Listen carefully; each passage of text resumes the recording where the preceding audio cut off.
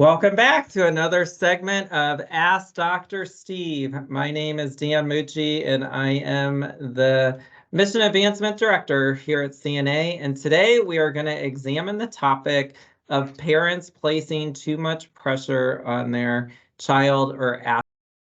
We're going to move into the parental side of things, which is really what this topic was all about. So we might spend a little bit more time there. And so as a parent, and I also said I was on the coaching side of things, I know it can be very challenging at times to not critique, as we've already talked about, or express ways to review the game with your athlete.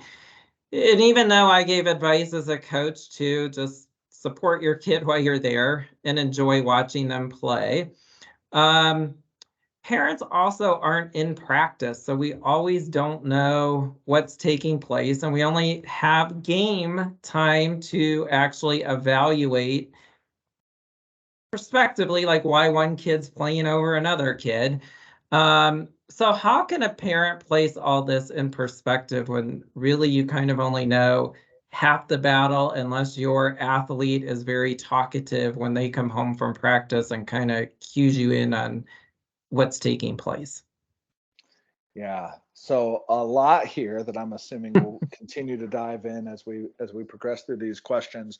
I think a philosophical frame that can just serve as a bit of a foundation on which to stand on the rest of these questions and answers is first off that your success, ability, failure, reinforcement as a parent, as a human being parent, is not determined by how many minutes your child gets on the field of play.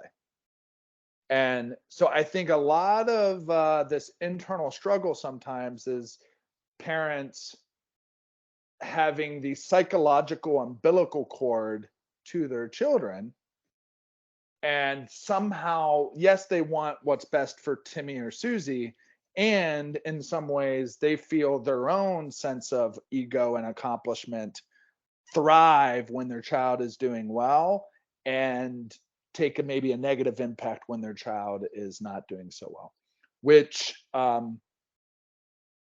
in the spirit of sport is probably inappropriate when it comes to just performance. Effort, enthusiasm, execution, being a good teammate, those are things we can hang our hats on as parents, right? Right. But when it comes to talent and like skill level, that's I think where some of our connective points have an opportunity to be questioned a little bit. So there's that foundation. There's my little soapbox there. So then when it comes to you're not seeing practice and the only thing you see is the game, and maybe Timmy or Susie didn't perform as well, or they're not really getting as much playing time, again, your ability to have that conversation with them hopefully has been contracted before the season start. That way there's some set ground rules when emotion was not part of the equation that then you can both turn to in the moment to now have a conversation about how the athlete thought things went, how the son or daughter thought things went, what's been going on. I noticed that you didn't get as much time as before, and trying to come at it without a sense of judgment, because there doesn't really need to be the sense of judgment. It's your child engaging in a physical endeavor that was made up by some people hundreds of years ago, right? And that they find some enjoyment in and they're participating in now. Now, I know it's very easy for me to talk about this in this moment on a podcast and not in the heat of the moment. That's why we talk about progress and not perfection. If we can just put some of these ideas in our head, it can just change some of the relationship that we have about viewing these sporting contests and ultimately what types of conversations we have with our children afterwards. Yeah, so we're going to jump back to the question we ended the athletes part and kind of flip it to the parent side. So there are statistics out there that it used to be like 1 to 2% of kids that played high school sports actually played in college. And I'm going to give an example just from my son in the school district we attended. When he started little dribblers in first grade, there were 120 kids in the first grade level. When he became a senior in high school, there were 2 kids out of those 120 that went all the way through the program in his school district, start to finish. He is now playing at the collegiate level, and he's the only kid out of those 120 kids. And by the way, I did not anticipate him playing in college. That was not, as a parent, that was never on my radar. But so many parents place that pressure on their kids to get that scholarship and play in college. But when should coaches, high school, school districts, athletic directors start to introduce some of these statistics to parents to help alleviate pressure? If you think that he was 1 out of 120, that's less than 0.5% probably. Not that my math's good, or I actually calculated it out before this question. So let you respond. Yeah. Two thoughts. I mean, one, in some cases, the nature of sports now in 2023 is you almost don't have a choice, right? Depending on Right. what your kid's participating in. I mean, youth volleyball, right? Middle school volleyball, travel volleyball, as an example. I mean, stats are baked into the sport, period. Same with Right. baseball. And so I think it's hard to completely remove ourselves from stats, and whether coaches or athletic directors give it to parents are going to find out themselves. So I think knowing what we're signing up for, again, is important, that it's kind of the nature of the beast. However, when we get the package that says fragile, right? Like the Christmas story, handle with care. These stats in some ways are in a package that say fragile, fragile on it. Right. And I think some of this information, some of this data needs to be handled with care. All right. That to try to hesitate and distance ourselves from the seduction of wanting to compare our kid to the other kid, or because our child was really athletic when they were in second grade, that's going to Right. equate to them getting a Big Ten college scholarship. And it's perspective. We need to put these things into perspective and look at them objectively without having our parental ego get as involved. Not to say that our parental ego doesn't have a time and place, as it should. We should be incredibly proud of our child when they do something amazing, and have some wondering and curiosity about when they screw things up. It's totally important. It helps guide human behavior. And there's an opportunity for a little bit more prudence and perspective and objectivity when it comes to some things as well. Okay. So everybody gets caught up in the moment as a parent. Comparisons on social media, which we've discussed in other podcasts, wanting to post that. Do you feel that's also igniting some of this parental pressure on their athlete? Like, he didn't play as much, what he or she did not play as much. And that's kind of been a game changer. And we did talk about that in a previous podcast. So do you just kind of want to refresh some parental parameters there, maybe? Yeah. Well, we're talking about pressure on athletes, but I fully recognize there's a tremendous amount of pressure on parents too. And it's not always the parents' fault. I mean, we are participating. I know I get somewhat sociological and physiological here, philosophical, not physiological, but like there's a lot of parents. We're in kind of this society that very much focuses on how are you doing as a parent? How's your child doing? The reflection that your child has on you as a parent. Who's being successful? Look what my kid's doing versus what their kid is doing. So there's a lot of that that's just baked into the nature of our society now. So we can't really hate on the parents for being a part of that, because that's the water that we are all swimming in. So, but I think again, we're remembering what is in your bubble. Okay, yes, we're in this larger bubble that we're swimming in, that society emphasizes sport, society emphasizes success and achievement within that sport, values the connectivity between a parent and an athlete, and the parent's role in creating this superstar athlete. So that's the greater bubble, the water that we're swimming in. But in your bubble, in your individual bubble, you can make the conscious decision of how do you want to view these things objectively, how you want to interact with your son or daughter about their success or non-success in a sport or in a classroom. And that's up to you and your fellow partner and your child to have those types of conversations about, what do we want this to look like? What do we want these conversations to sound like? How do we handle the awkward moments? How do we handle the successes?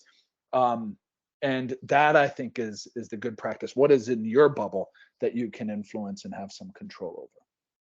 And so we did touch on this a little bit too, and I've viewed it for probably 20 years, parents at all level who are very wonderful and complimentary of their kids' teammates, yet they don't have the same compassion for their own athletes.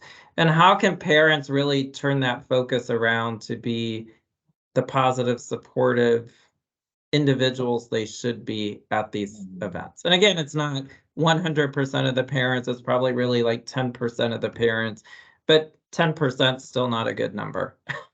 Yeah. Well, first, like, slow down.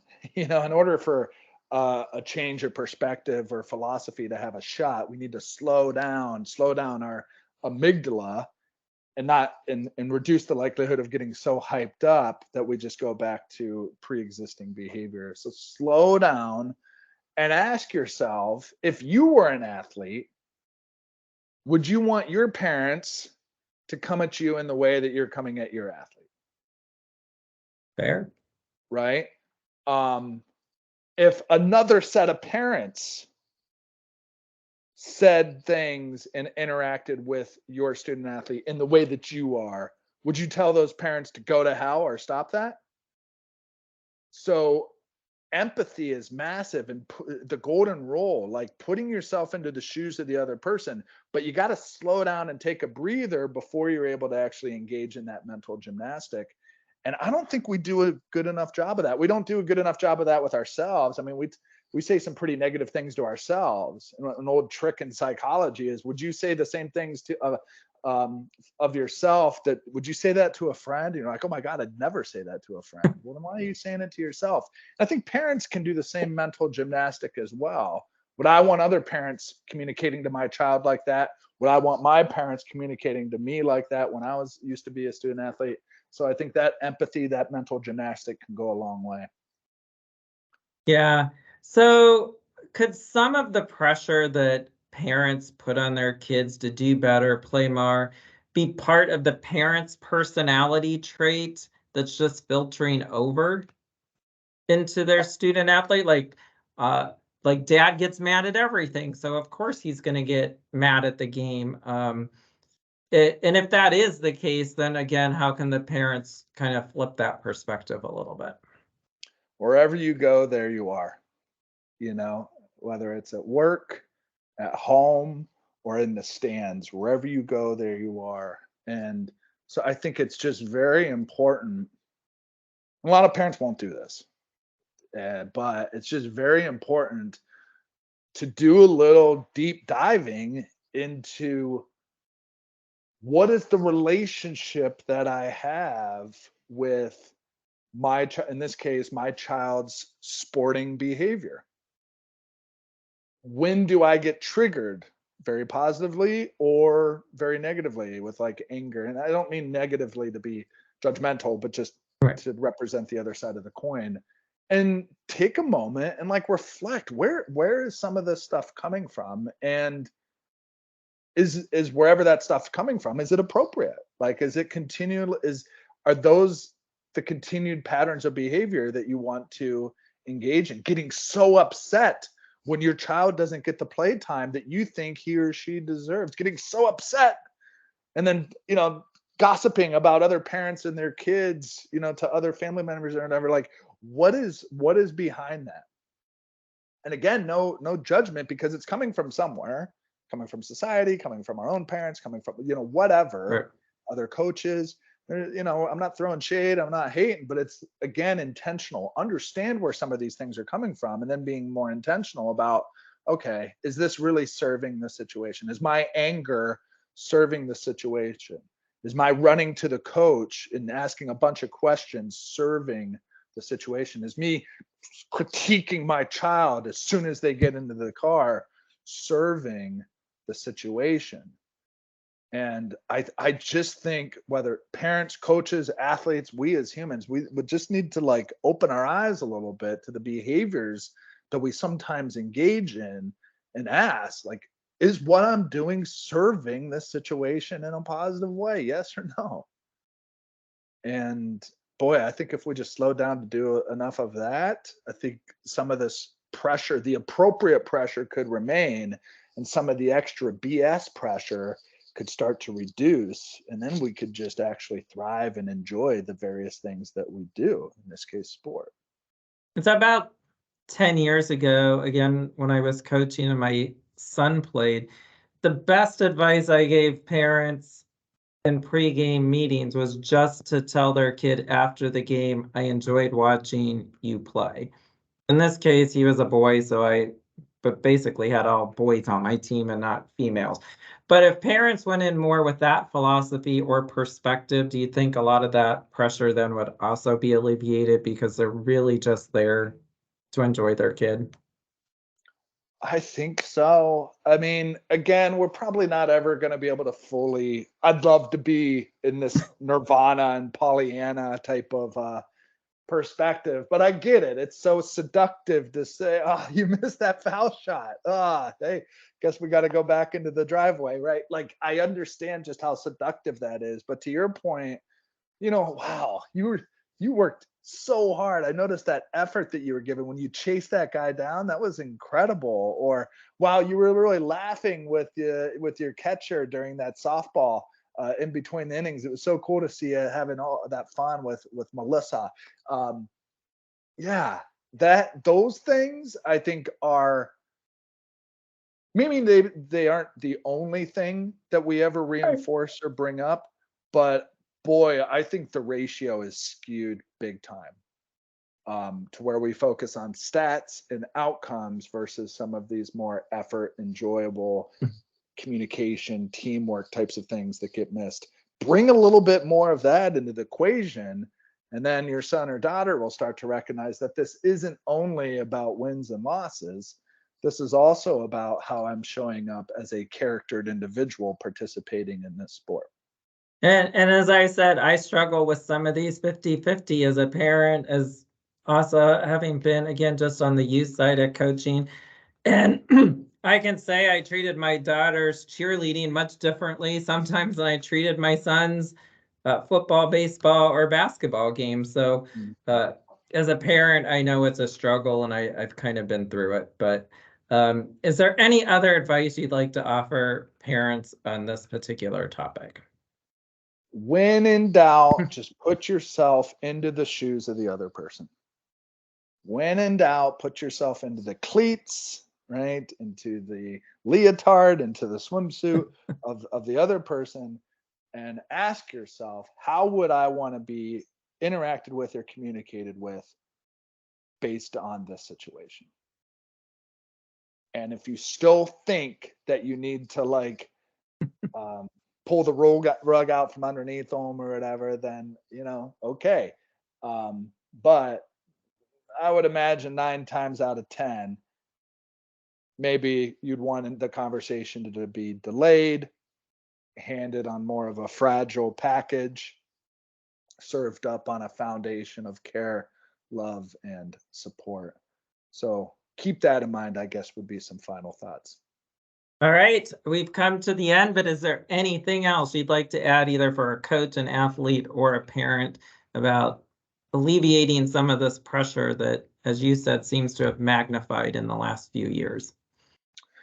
Yeah, just progress over perfection, folks. All right, you're gonna get it wrong. Keep at it, but keep just showing up with love. You keep showing up with love and an open heart, then that's going to likely increase that the intention in the head and the heart is in the right place. So that's it on my end. It's been a pleasure as always. Hope folks are getting some good stuff from these little chats, and happy to be a resource. Great. This wraps up another great edition of Ask Dr. Steve, who is partnering with CNA on our Athletes Strong for Mental Health initiative. Dr. Steve is the owner of Mindurance, which is an online coaching platform to help individuals manage stress, enhance their performance, and lead others in design life. So thanks again, Steve. Until we see you next time, have a great afternoon. All right, appreciate it. Bye, guys.